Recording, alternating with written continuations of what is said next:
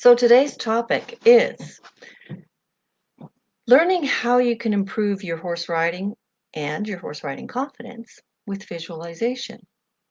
It's probably something that you're already using, and it's something that is used by professional and elite level athletes regularly to improve their game, um, and by other people as well in life and in business.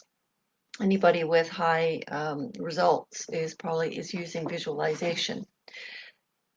If this is your first time joining me, I'm Ann Gage, the horse riding confidence coach, and I help anxious horse riders get back in the saddle with confidence and joy.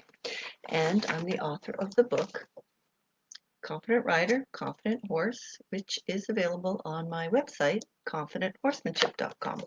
And if you order it by August 21st, there's a 10% discount, which I'll tell you about at the end of this video. Let's get right into it. First of all, what is visualization? Well, it's mental rehearsal. So anytime you're picturing yourself doing something, if you're worrying about doing something, you're visualizing. And unfortunately, you're visualizing in a way that is not helpful to you. If you're visualizing a negative outcome, if you're visualizing yourself not succeeding or not doing well, that is visualization that is harmful. Hey, Loretta, nice to see you too. Um, so how do you visualize correctly? Hi, Holly. Oh, everyone's popping in now. Hey, Robbie. Nice to see you all here. So talking about visualization. So when you're future thinking and seeing things go badly or seeing yourself not be successful or seeing a bad outcome, that's visualization. That's mental rehearsal. Um, and because your brain doesn't know the difference between what's real and what you're imagining, it unfortunately believes what you're visualizing if it's a negative.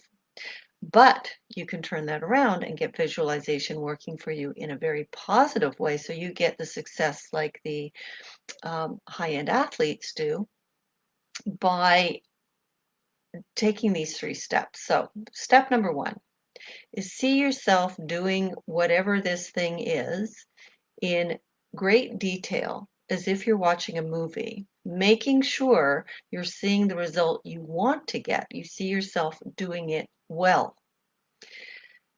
And you want to bring all of your senses and positive emotions into what you're seeing. So whether that's a picture or if you can make a little movie, that's even better. You want to see yourself doing the thing, doing it well, and seeing what you would see, hearing what you would hear, feeling what you would feel. You could even bring senses like smell and taste into it, um, and feeling the emotions. So, step number 2 is to be seeing that movie. Step number 1 is seeing that movie as if you're watching it up on a screen, on a TV screen or a movie screen, and bringing all of that information into it, all of those details into it. And you can make it bigger, you can make it closer to you, you can make it panoramic, you can make the colors really, really bright, you can turn the sounds up, whatever works best for you. Then step number 2 is to now step into that movie, put yourself in that picture or that movie so that you're actually doing the activity. So if you're riding your horse, you're seeing what you would see if you were sitting on your horse's back. You're seeing his ears. You're seeing what you would see in the area that you would be riding. You're hearing the things. So it might be noticing the birds singing or seeing, a blue sky with big fluffy clouds, whether or not there's other people or horses around you. I want to bring all of those things and see it through your own eyes as if you are doing it. And then step number 3 is to do that over and over. Replay that really positive movie over and over, at least once a day. And if you can do it at a time, maybe like when you've just woken up in the morning, if you have a morning routine, you could be sitting quietly with, your morning cuppa. or doing it just before bedtime. So while you're lying in bed, just before you're going to sleep, because that's when you're very relaxed. And when you're very relaxed, your unconscious mind can take in that information. Your unconscious mind actually takes in information two ways. One, when you're very relaxed. So when you're daydreaming and in sort of a little trance state, or when you have a very strong emotion.